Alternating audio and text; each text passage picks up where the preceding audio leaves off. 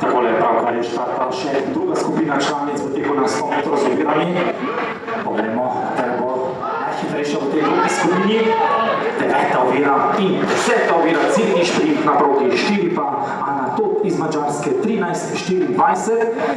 Ob vetru v hrbet plus 0,2 metra na sekundo, torej neuradno 13:24, kmalu bodo znani tudi uradni rezultati.